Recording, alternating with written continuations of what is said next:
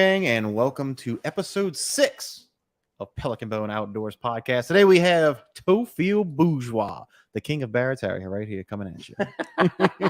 Man, you're gonna get me hemmed up saying that. Man, this guy is too young for that. The busiest man I know. I'm pretty busy, and I do this whole social media thing. Of course, I started this podcast, which as if I didn't have enough things to do. But this dude, what we got? The lodge, we got the charter, fishing charter. Mm-hmm. We got tattooing. Bourgeois fishing charters, plug it. Ooh, Bourgeois fishing charters. Y'all come see now. Pass a good time. We got the tattoos. We got the best band ever to come out of the West Bank for sure. Them all goes. We're the best band with a lead singer in this room right now. Right, absolutely. 100%. Absolutely. Yeah, it's way better than mine. I guarantee it. I sing in the I shower. see you got that bass guitar hanging out over there, dude. I'm trying to get to where I'm practicing a little bit more because I haven't picked it up. It was almost close to a year after the storm that I hadn't touched the bass. So, I put that out. So you got what we said we did. Well, you got kids. I don't have that. Yeah. God. Oh, come on. Yeah, man. Dad, husband, artist, just just always out there trying to move the needle, trying to do some good in this world, leave a good wake behind me, man. Yeah. And I think and just make the most of what I'm doing here. And just always wanting to create and do a little more. Just always interested in something. That's the create, man. That's why I got into the YouTube and everything to begin with. I love the outdoors and I like being able to create a video. Yeah. So it's the same thing, just paint with different brushes, basically. Yeah. I think it's always fun, to kind of, even the way you got this place dressed up, make something out of nothing, or just nesting, man. It's all nesting. Yep. God, I feel like that's since the storm, it's been nothing but nesting, right? Like rebuilding the nest. Yep. Multiple nests. And it's still a long way to go. Mm-hmm. Long way. I mean, we come a long way.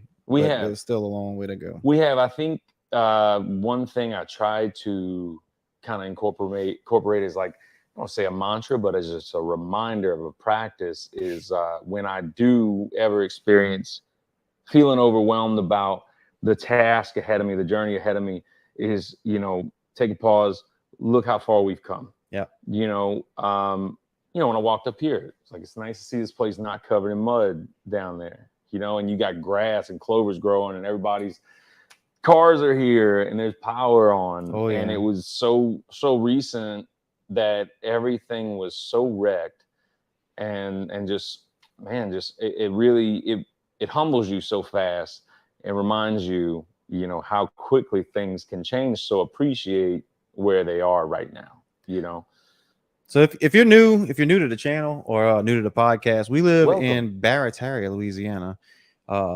Most people, I guess, know it as Lafitte. Sometimes you gotta describe a little bit of the B side over here. But we got smashed by Hurricane Ida last year and flipped this place upside down. So I've talked to a lot of people who've lived here all their lives, and they said this is the worst they've ever seen it. It's never been this bad by far. Oh, absolutely, man. This was it's never happened. It's never happened in say 3-4 generation lifetime. I say I'm a second, third generation here. I grew up right up the road in Marrero, moved down here when I was 14. My dad, my papa, Theophile, everyone, all my family down at Joe's, like my family has had roots in this town, in Lafitte and Barataria side for generations. And no one, and you talk to other families too, and no one's seen it like this. We never had the water come this high. It was just, the perfect path. And then there's the question of how much of our buffer and our protective zone has been washed away. And now to see, we were talking about earlier, the difference in the pre-Katrina, post-Katrina, post-Ida aerial photography of this area, to see what the landscape looks like now and how scary it is to see how much land is just gone, and things that you knew, for both landmarks, fishing purposes, whatever it was.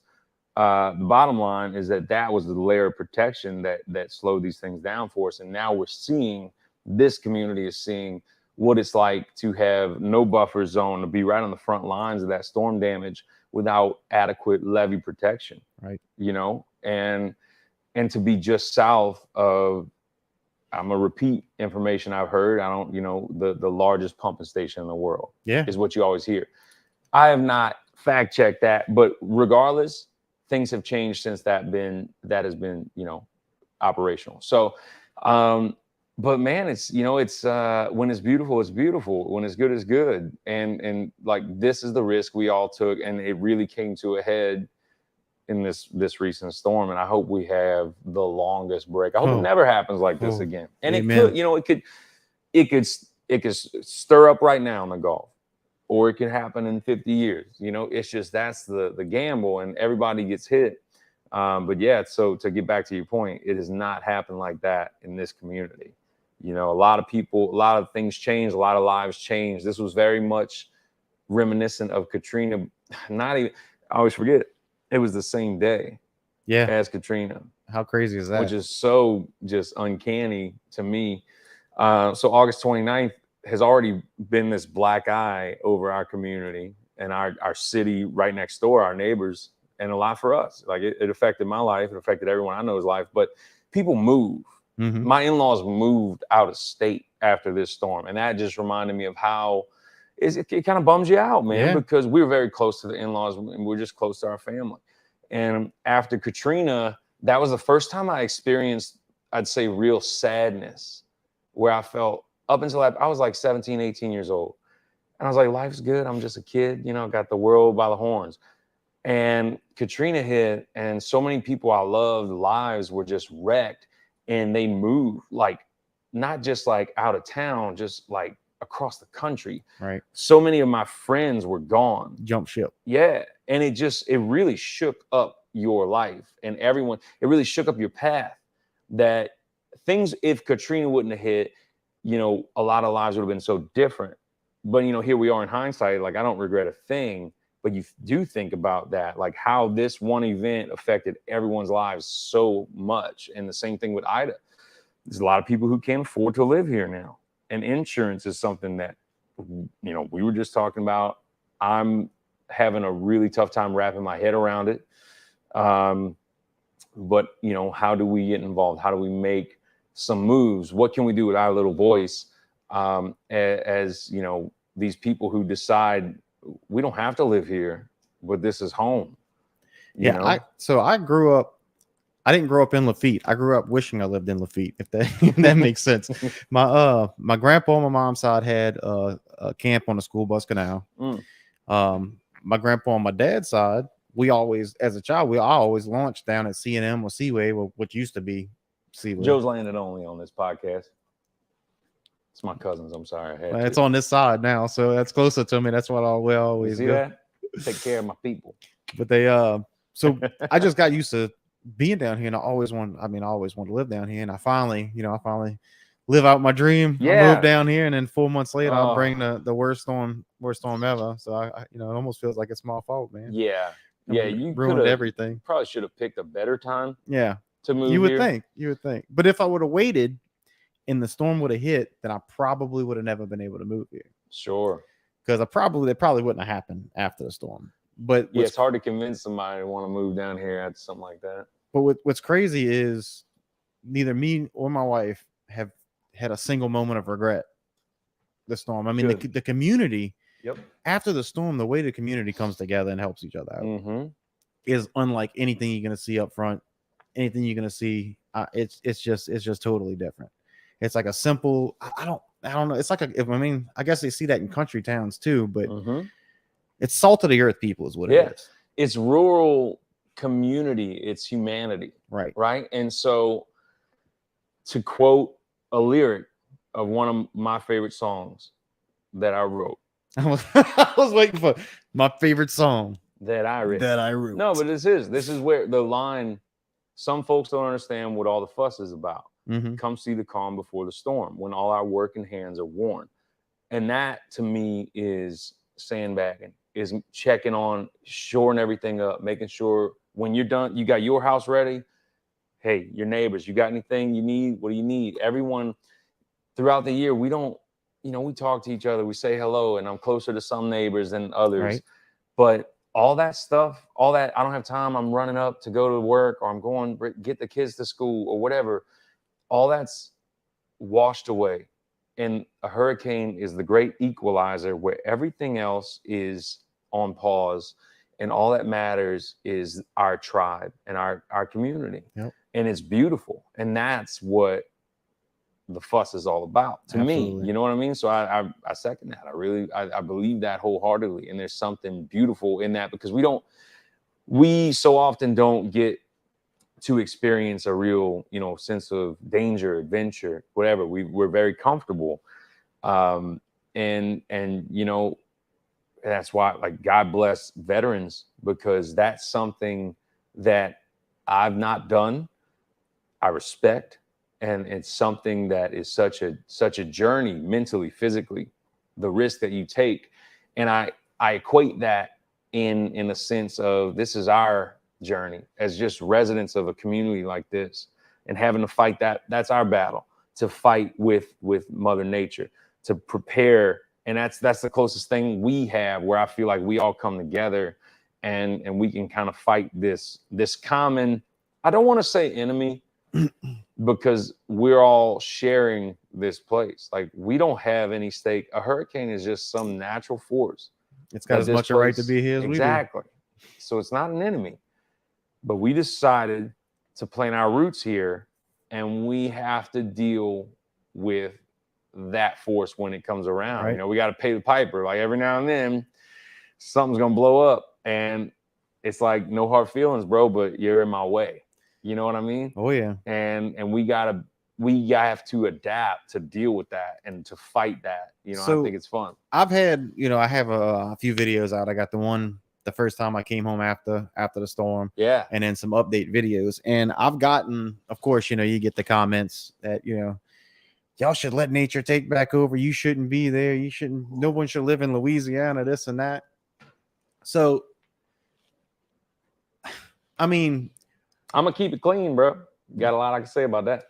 So I can see, so a lot of ignorance comes out when people are talking that way. Mm-hmm. I can understand the argument of maybe we should. I don't agree with the argument, but I can understand somebody's point of view saying that, look, it's getting a little too bad. You need to start pulling back and coming out. Mm-hmm. Of course, they don't live there, so they don't have any attachment to it or anything like that. Yeah. But my second thing is, where are you going to go? Tell me one place in the country that doesn't have issues, natural disasters. Sure. Yeah. And back to all of us just sharing this place, there's always going to be something. If Mother Nature wants to take you out, she's got a lot of tools to take you out, and I could see somebody who doesn't know about this place saying, hey, why should my tax dollars pay for something to protect you when you're being stubborn, living in this place, and you have every opportunity to leave? I just, it's home, man, and I don't have any answer past that. It's just, I feel as Americans, the United States is such a large swath of land to say, there's so many different cultures within that. And I feel that I'm part of one of the most unique cultures in the United States, that I feel a personal calling to carry that torch. And nothing's going to stop that. It's not just a place to live. It's a way of life. Exactly. And it's a way of life unlike the rest of the country. Yeah. You hear people all the time come to Louisiana. I mean, even if you want to take New Orleans, I don't associate New Orleans with us. It's right up the road, and that's the landmark you give when people. But it's a sister. It is, and it definitely this culture has definitely influenced that one, and vice versa, because we're so close together. It does. But people will say, they come to people who like cities come to New Orleans, like it's not like anywhere else on earth. It's very European. And yeah, still. Absolutely. And then you also have this culture, the rural culture of Southeast Louisiana, that's unlike any other place in the country also. Absolutely. And there's not many people down here who are still preserving it. No. And the people who are still here preserving it deserve it, because we're the harbingers of this dying culture. And I say dying, I think it's drastic, but it is, like my Papa Theophile didn't really know how to speak English until it was kind of beaten out of him, from what and until he was 8 years old. And he spoke Cajun French, and I wish I knew Cajun French. Me too. And I can change that. We can change that. But it's just taking the time to learn it. And so I always have felt with each passing generation, we've become so much softer, and but we've grown in many ways at the same time. But I really definitely, I think I couldn't stand a chance against my great grandpa. No. In many things. Maybe in a game of Jeopardy. Right. But that's about it. But what good does that do in survival situations? Yeah, right? When it comes to survival and just being a man. Yeah. And look, man, they probably had a lot of faults, that things, but that's just is what it is. I look about like the past generations, I'm like, oh man, I'm so soft compared to that. Just grizzled old coon asses, man. Harder times makes tougher men. Exactly. Man. And so I think for me, my biggest thing is being down here, experiencing the lifestyle that we do, and passing that on to my sons. I'm raising men. Yep. I'm not raising stunted individuals. I want them to be strong, capable, and prepared for whatever adversities hit, but also being able to enjoy the beauty of when it's good, when it's all working right. And like, man, is it beautiful? Yeah. I mean, where else can you go and do, bro? Fish crabs, run jug lines, fish speckled trout, fish redfish, bass, perch. Catch. Not only that, but catch bass, redfish, and speckled trout in the same hole. That's true too. Yeah. People freak out when I tell them that. Yeah, and just like the bounty and the things that you do, and man, I've been so gung ho on the lumber. I've been just building so many things lately, and just like hunting cypress is. There's just I need to go with you one day and do that. It's fun. I need to go with you. It is one of my favorite things I've ever done. Really? Just because the woodworking background, it comes full circle. Because I feel like if you're gonna live down here, I know so many people who live down here, and look, I'm gonna preface this by saying I don't take advantage of everything that is available to me as a resident of this community. And you're working on it, right? But there's so many people that live down here, take the risk, pay the high price, and don't do anything. Like, to why do you even live here? I mean, right. Look, I want everybody to live here. I love this place, but I'm like, man, you could live your life. You can do what you're doing up front, But that ain't. Look, hey, more fun stuff for me to do, man. You know what I mean? But there's just, when you really dig in, and I think my dad instilled that into me, and my grandpa, and it's just been generations of a reverence for this place, and what not to have any of the things that this place can offer be left off the table because of our own ignorance. Right. Like, that's why the mushrooms have always been so cool to me, because it's like so many people are, whoa, hey, no, mushrooms. And you should be scared, because there's definitely mushrooms that can kill you. But when you know what you're looking for, oyster mushrooms versus like any mushrooms that could harm you, it's night and day, man. Yeah. Like, you don't have to worry about it. But people are so like, I've been getting a lot more into the foraging thing. Like, we got, ever since the storm, we got those hairy pod cowpeas. You know what those are? It's those vines. Cowpeas, eh? It sounds like some magic mushroom. No, it's peas. I thought this was a PG podcast. This is a family-friendly zone. No, man, but it's psychedelic cow pods. But they're hairy. It's these hairy. Yeah, they call them hairy cow pods, or cow peas. Excuse me, cow peas. And it's a vine that started growing, I mean, everywhere. And it's got a yellow flower on it. Okay. And it puts out these little pea pods. And when they get to a certain, they start kind of turning purplish, and it's like in the same family as black eyed peas. Really? And man, I could have filled the freezer with all the stuff in the field next to. Does it have like a little, like it's like a little hanging pea pod? Yeah, and they're like three or four of them hang in one spot. It's got a yellow flower on it. It's just a vine. Yeah. So that's what you call the whole name? Hairy pod cowpea. I had to look it up. I got one of those apps where you take a picture of a flower or a plant and it tells you the name of it because I had no idea what I was looking at. Grow up because that's funny, dude. Hairy pod cowpea.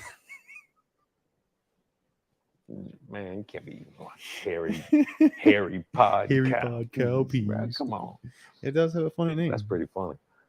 All right, so you ate them yet? Not really. Yeah, look at it. Yeah, well, no. So I did take them off, like some of them that were turning purple. That wasn't because they'll dry up and get hard as a rock. I did take them off, popped a couple of them out to chew them up. Look, just 1 or 2 at a time, just to make sure that I was the right thing. I didn't. I wasn't gonna die. Is this hairy pod cowpeas? Chomping them down, bro. Chomping them down. Apparently, you can eat the flower. You can eat the whole pea pod, like when it's like young. I guess you just boil it up. Oh, like edamame. Yeah, and then when it gets to a certain point, you can you pick it out like peas, dude. And it was everywhere. It was everywhere. So like one of the videos. I want to do a video where I go out for 24, 48 hours, whatever it takes to film the video and just make a meal out of what's out there. Yeah. Like the only thing I'm going to use that I bought from the store is maybe some seasoning, unless I can find some seasoning out there. If I can find some little wild onions or something. Wow.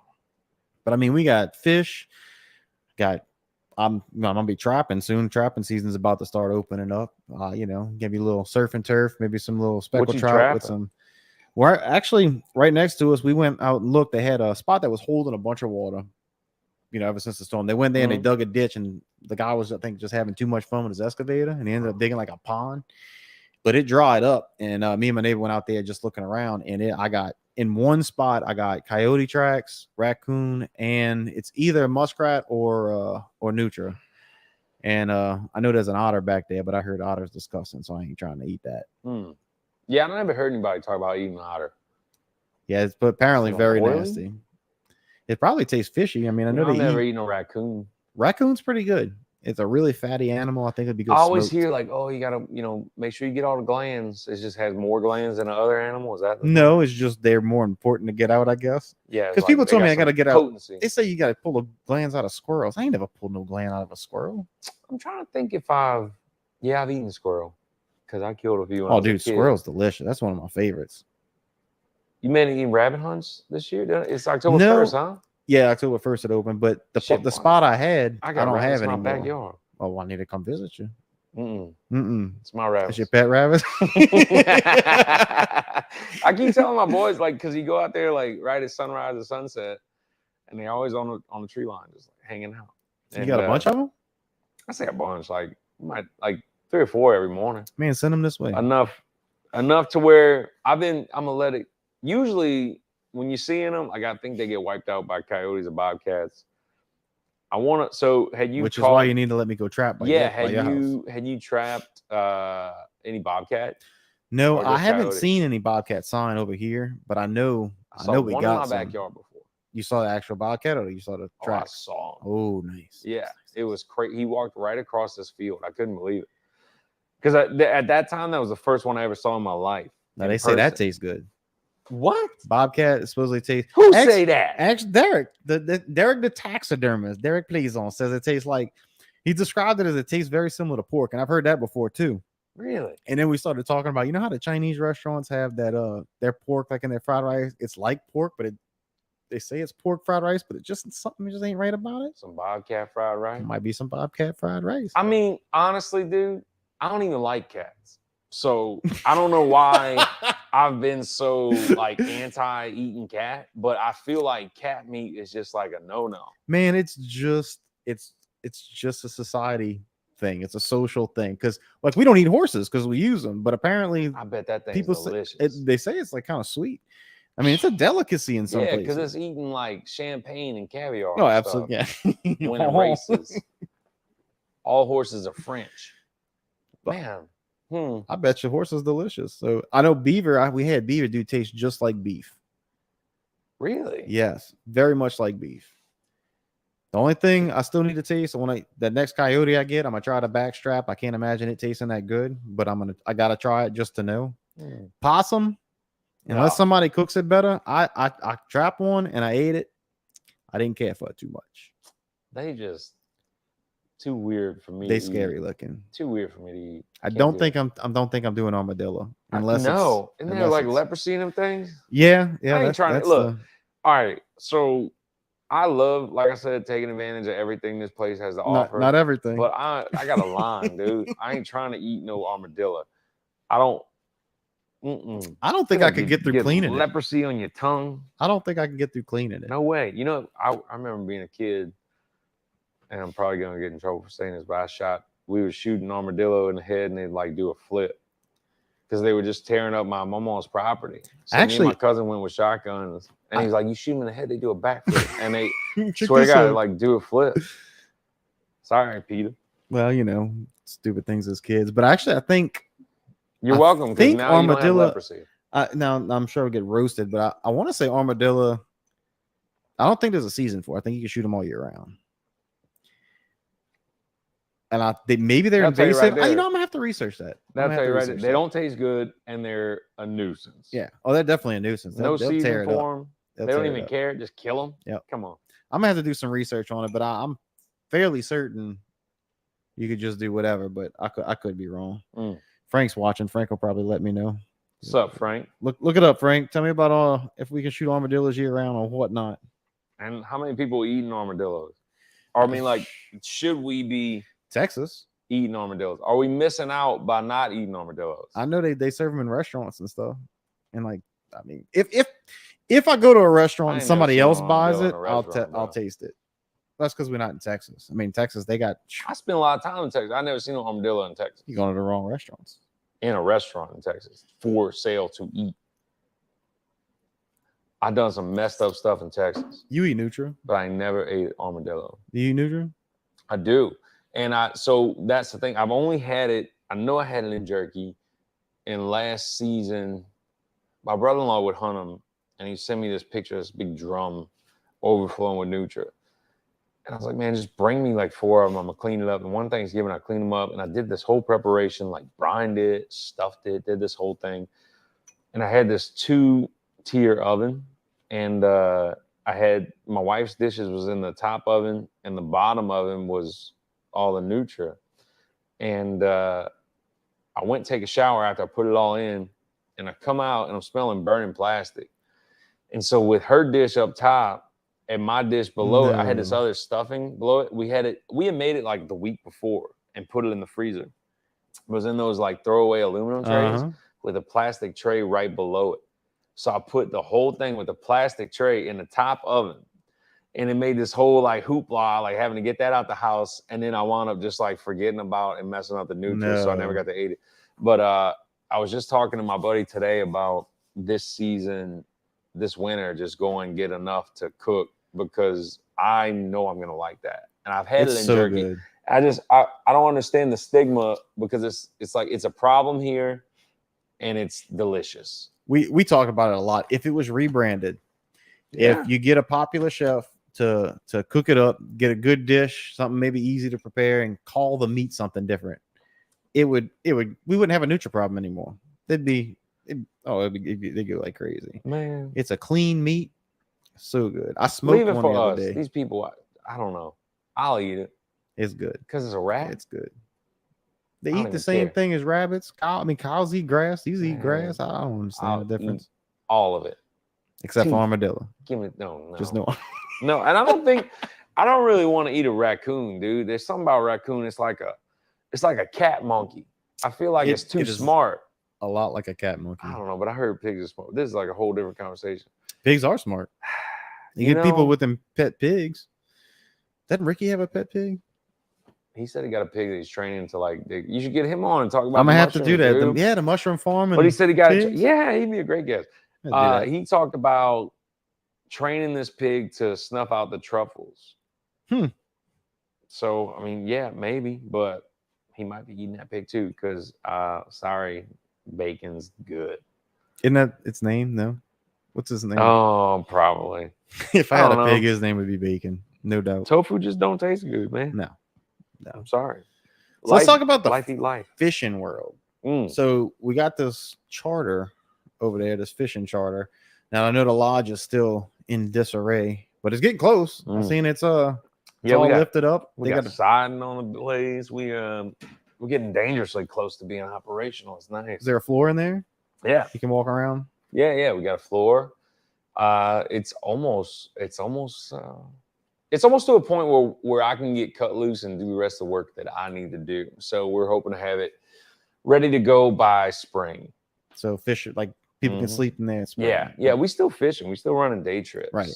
But the lodging and the food and the whole experience is stifled right now. And that's really that's what the operation is. That's the whole package, experience. You know. So we're doing what we can in the meantime. But yeah, it's life's still good. Fishing's good. Kind of keeping the torch going for my old man and what he started. And it's been good to me so far. And I guess it depends on who you ask, but I've never been the type to, I don't like when you ask somebody how they doing and they start complaining, So for me, I've now been equipped with so many more tools to deal with difficulty. And just thankful to still be here to get through that stuff. And there's a lot of people who support what we're doing, and I got a good family, got a good woman on my side, got a good team with me, that we've been able to get through this. So yeah, it's nice because with each passing day, so for people who don't know, our fishing lodge down here in Lafitte on the Barataria side, we had about roughly 5 foot of water in the lodge after Hurricane Ida. So that decimated the bottom story of the lodge. Then a couple months after that, we were scheduled to, now this is a blessing really, that it's taxpayer money, so we all pay for this program, this federally funded program to raise buildings in high-risk flood zones. So if you flooded enough times, like your house used to be on the ground. So it was raised before you got it, right? Yes. So and that's one thing that is nice about this. We don't have the adequate levee protection. So to kind of mitigate that, we were able to qualify as well to raise this 10,000 square foot building, this old schoolhouse on the Barataria side, kindergarten through 8th grade, to raise it 9 feet in the air, the whole thing, and that's all a federal program that I didn't have to come out of pocket for, but the money you lose in the business loss is where that's where it's like, okay, you got to get through this. Now you don't have to pay for it, but you're losing all this business. So the storm wiped out one busy season. Then the elevation came in right as the next season was supposed to start off and wipe that out. So here we are, the third one we're now missing. And then spring is when we're projected to say, all right, here we go. So, I try to compartmentalize that and do what I have to do each day. What can I do to move the needle in the right direction every day? And not look at the big picture and get overwhelmed and, oh man, all this has to be done. And it was so nice. And look, man, I entertain all those thoughts for sure. Because you can't help but see a picture, a memory of something, how it looked 2 years ago. I'm like, oh my God, I thought it looked bad then. Because I'm always, it's never enough. It's like, man, we need to do this. I want this here. I want you're seeing like the end vision, and you have to trust the process, and to look back on it and be like, oh my God, I would kill for it to look like that right now. But we're getting there, and it's cool because I have that. I have the band, and tattooing is still part of my life. So if I complain, I'd be the dumbest dude in the world, man. Yep. I mean, I can only imagine how it is because I got this house, and when I moved, I moved here 4 months before the storm hit, so I got to enjoy this, it in perfection in 4 months until the storm came and just rocked my world. Right. And there were so many things that I wanted to get done on the house. The house was in great shape. Don't get me wrong, but there's still a ton of things that I wanted to fix up. Take care of, so that to preventative maintenance, to get done. And we got a laundry room that's a decent size that I wanted to turn into a spare bedroom, where if I Right. ever had, like a guest room.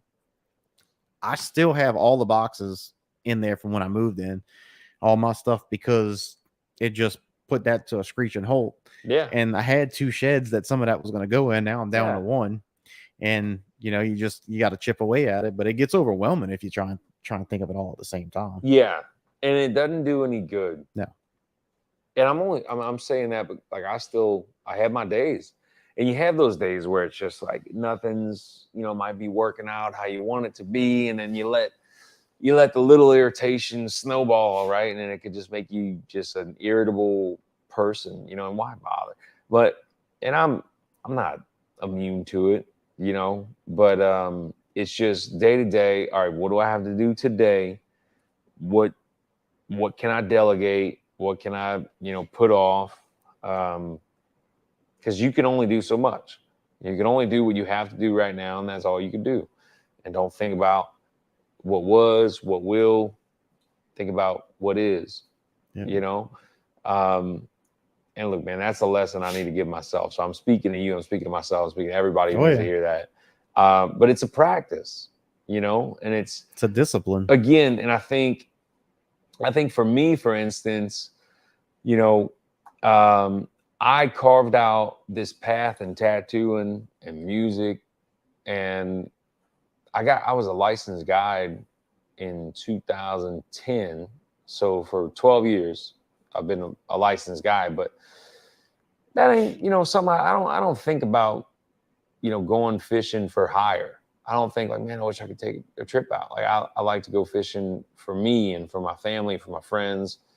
And tattooing was the thing that I did. My dad, I could have like walked right into this path that was clear for me, and things just kind of worked out in a different way where I wanted to clear my own path. And I was interested in making art. And I did that for 15 years, and then he passes away suddenly. And it's like, all right, well, now you have to do it. And it was a decision that was easy to make because he was gone and I had to carry it on. And that's how I felt. Like it was no longer like, well, I don't want the path that's been cleared for me. It was like, well, look, he's cleared this for you. You've made your name. You can still do these 2 things, but now this is calling on you now. This is your life's purpose that you didn't realize was one day you were going to be called upon to carry on, the work of your father. So it was never an option for you. It was just, no, it was, it wasn't. This is what I have to do. It wasn't like maybe I should sell it. And I believe that the best thing that you can be is underestimated. I love being underestimated because it just fuels me, man. Like it like hypes me. It's like a drug. It's like a drug. For people to doubt me is a drug, like that I am so addicted to. Like, because it's like, okay, well, you watch this. What I lack in talent, I'll make up for and try. Yeah. And I heard that's a saying that I one of my buddies, Lane, one of the pilots, told me. And I've never forgotten that, because it's like there's, people will sometimes say like, oh man, like, as far as like my art, like tattooing, like, oh, I can't draw a stick figure. And it's like, dude, I was terrible when I started. I stunk. Yep. You just have to focus, stick with it, work, just work, man. A similar saying to that is hustle beats talent when talent doesn't hustle. Exactly. Exactly. There's so much wasted potential out there. Yep. And potential doesn't mean anything unless you action. Like action means everything. And I believe that. So I feel like I'm rambling. But it's just been nice to be able to pursue the things that interest me, but now to come into my father's legacy with a new outlook, where before I was like, no, that's my dad. He does that. I'm doing my thing. Now he's gone. And it's like, well, I'm very proud of what he did, and I don't want to let it just go to waste. You know what I mean? So I can pursue and perpetuate and move forward what he did in life, all the while doing what I want to do in life. And I can actually do those things. And it's nice. Now, I don't get to do it as often as I want, But at the same time, like I don't have a very long attention span. So it's like today I'm building cabinets. Today I'm fishing. Today I'm drawing a tattoo. Today I'm working on music. It keeps me grounded because my brain's kind of all over the place anyway. So it's like, wait, what's another thing to keep? That's like, that's awesome. Something shiny, that's you know? Awesome. It's fun, you know? So as far as when you say talent, I know your dad was pretty good at finding the fish, was he not? Big time. Yeah. So, and I mean, he dedicated his life to that. You know, that was his thing. You know, and there was like carpentry was his earlier passion, and he kept building things, but all of his energy day to day was dedicated to fishing and finding fish. And that's, you know, where I can't give up any of the other things. I can't give up music. Can't give up art. I can't give up carpentry, just creating whatever to just fish. I couldn't do it, you know? So I'll never be just that, like the fisherman. And that's why I like to, I send people with my guides. Right. My guides are good. That's what they love to do. That's what they're doing day in and day out. Like, you get on my boat, we're going to have some fun, you know? And I like to take certain people out. And, you know, when we have big groups, I'll take the people out that, you know, it's beneficial. I've got to, you know, build relationships with, so to speak, you know. But to be perfectly honest, man, like, you'd be better off day in and day out, like with the guys who do it day in and day out. You coming on a boat with me, we're gonna have some fun, like I said, you know.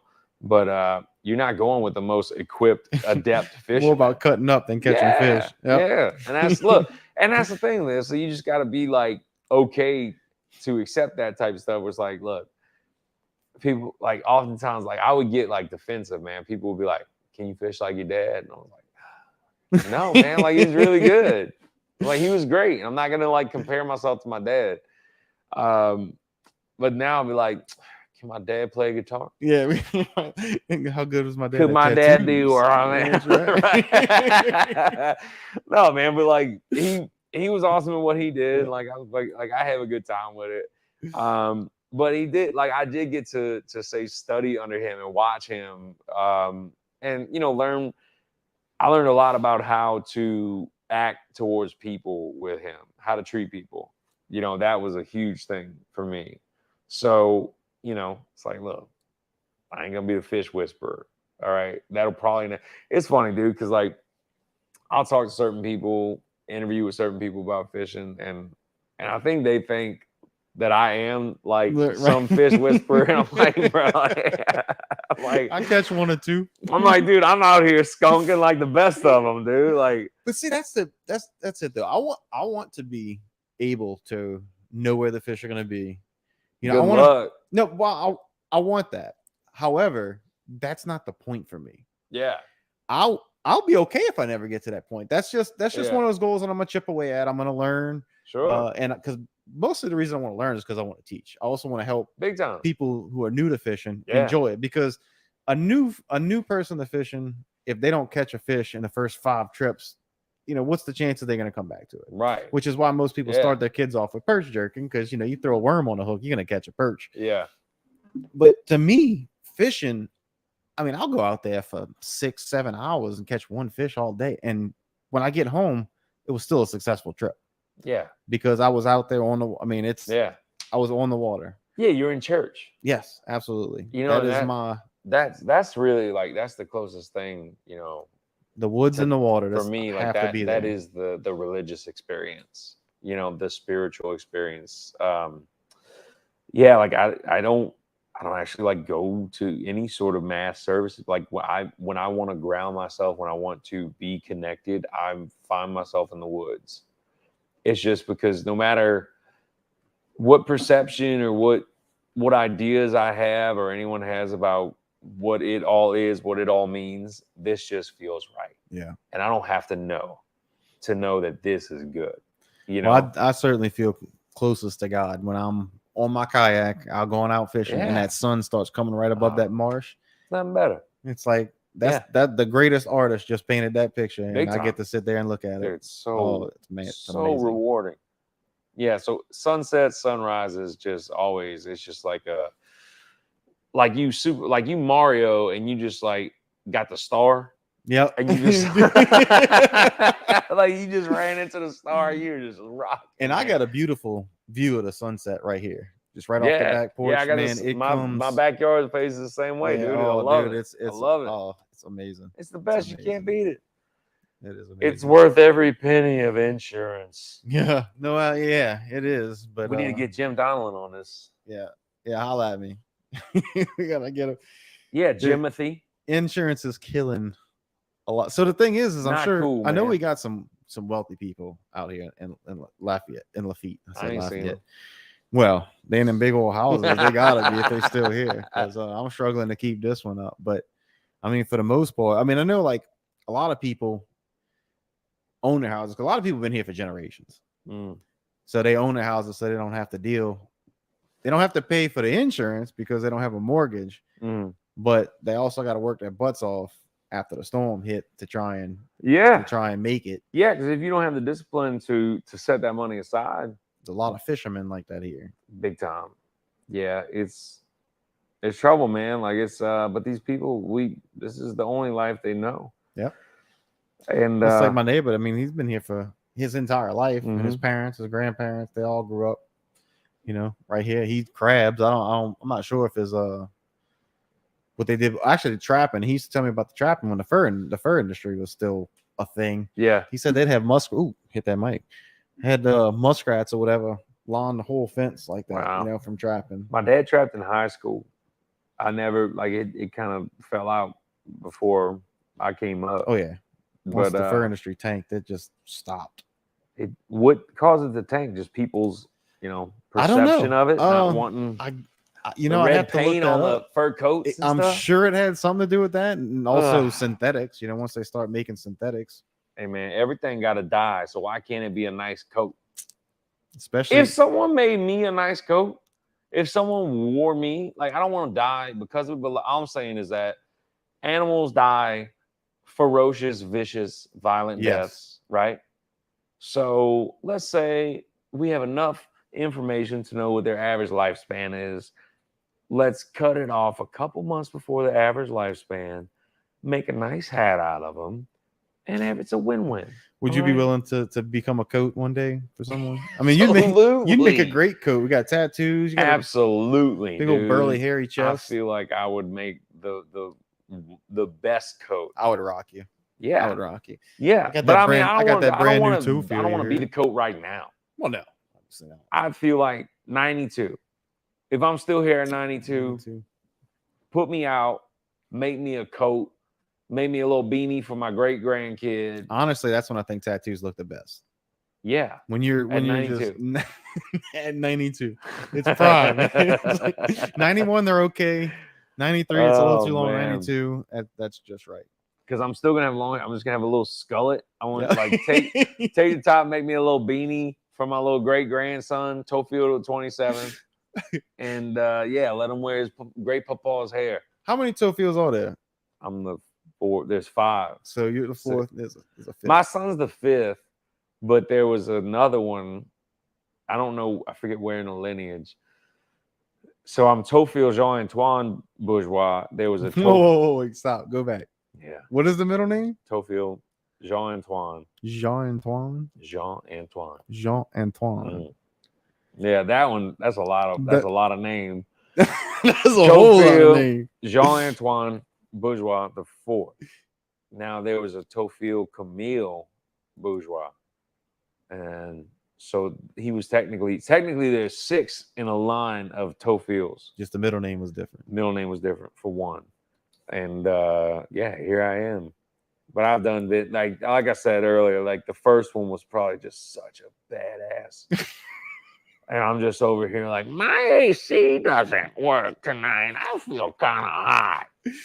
Completely lived off the land. Cajun French. Man, I'm just trying to be like an 8th as cool as the first Theophile. And I don't think I'll ever achieve it.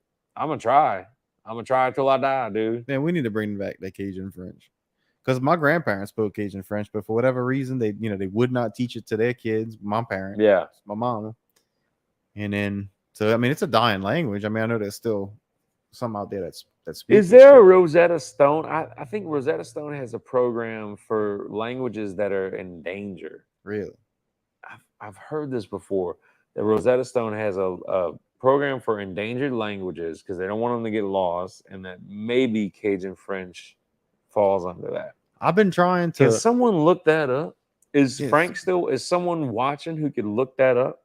Frank is still actually. Frank said that I think he said the armadillos is the same as pigs, like the same season as pigs or whatever. Like no season. Oh. They're like you can just do whatever you want with them. I thought you meant like in flavor and texture, dude. Because I was going to push back on that. I was going to say I doubt it. Frank, you could eat that armadillo bacon all day. I need to get a better setup where I can read these messages while we do this in the chat. There's a whole chat right here that we haven't even been looking at. Yes, you can shoot armadillos. Boiled dillo. Boiled dillo. Blake trying to eat boiled dillo. Yeah, look at this. Boiled meat is. I'm not a fan of boiled meat at all. No. Like hot dogs in a boil. Let's do a hot take. Yeah. We got 9 minutes left. Would absolutely. I'm going to be the interviewer now. Okay, Good. this is now Theophile Bone outdoors. Theophile Bone outdoors. What absolutely must be in your boil, and what absolutely cannot be in your boil. What must be in the boil, as like besides the seafood, I'm assuming. Yeah, mushrooms have to be there. I'm so with you, dude. I got them. What they call that? Them chatrons, whatever they call that. I don't know. We just said we don't know Cajun Yeah, French. well, I'm trying to remember. Know. But yeah, no, those mushrooms is a must have. I mean your basics. I mean, I gotta have onion, potato, mushrooms, some sausage, and some corn. And garlic. Oh, almost forgot the garlic. I ate at least 2 or 3 of the cloves every time. That's got to be in there. Now, I think the mushrooms are definitely like. That's number one. I could just take. I always get way too many mushrooms because I just sit there and like pick out mushrooms. Oh yeah, because they take all the seasoning. Everything. It's a sponge. I love mushrooms in anything because it soaks up the flavor. Yeah, it has its own little, taste. Yeah, little flavor receptacles. It's a little sponges. Yeah, little Ubers for flavor. Now, what's the craziest thing you've ever seen in a boil? That like you didn't do, but you went to somebody's house and they threw it in there. Man, well, the Brussels sprouts popped in there. I could see that. One thing. So from anything in the produce section, I'll tell you the weirdest thing. I'll say weirdest thing because honestly, dude, there's nothing that you can throw in a seafood boil that I won't be stoked about. Like any produce, I've never encountered anything where it's like, yuck, what are you doing? I do it all. But people, like my dad would always be like, what are you making, a soup? But like I do a whole like fixin' boil outside of the actual seafood. But cans of olives was the weirdest thing I saw. I don't like olives. I love olives. I can't. You don't even like olive salad, like muffaladas? No, dude, I tried. I tried. Like, look, I tried. It's not by choice. Oh, it's not by choice. I love them so much. I want a piece of bunny bread right now. I wish I did. With some just olive spread on it, dude. I swear to God, I could eat 42 of those. I wish. I could eat a whole loaf of bunny bread with each slice of bread, olive salad on it, and not even think twice. What about next time you have me, let's have a how fat can Theophile get? we need to get together with some people and have just a wild game cook-off. Like just food of the bayou. No. But I got a freezer full of alligator right now. I got definitely gonna have a whole bunch more nutria at the end of the season. I mean, we should just get everything we could get and just I like to eat. Have a big old fado dough and chow down. Let's do it. A bonfire and them old ghosts. Absolutely. Have a little acoustic set in the backyard. Man. In the nest. Eating, drinking, talking. That's what it's all about. And that's something I enjoy so much more than going out to like a bar or something. I want just people hanging out, Mm-hmm. reminiscing, having a good old conversation. Yeah. This is what I like. That's why I like this podcast.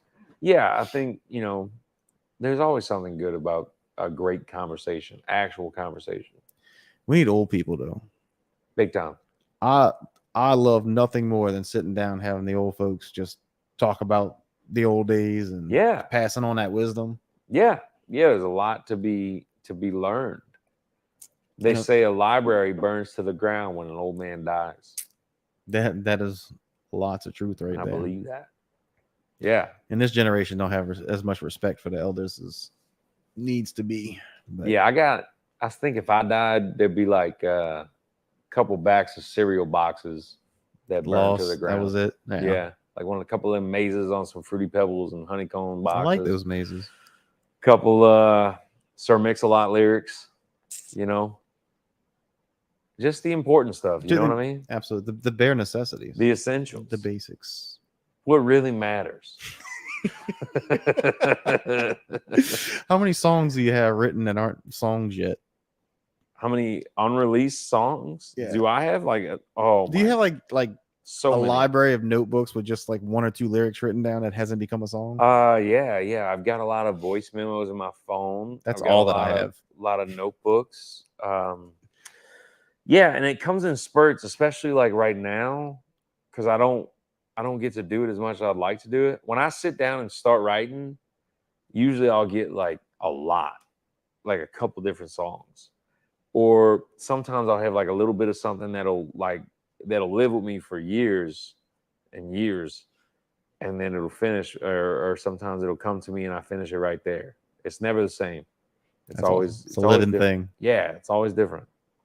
It's always a little different, but it's always fun. It's my favorite thing to do. If I had to pick one thing to do, it would be make music. Hands down. See, me, it was lack of discipline when it came to music. Yeah. Like I should be a musician, not a magician, but a musician. I should be a musician, but it was laziness and lack of discipline is the only reason I haven't become one. Because I do know. Me and JJ got my cousin, who's the guitarist, and Them Old Ghosts. He and I got guitars at the same time.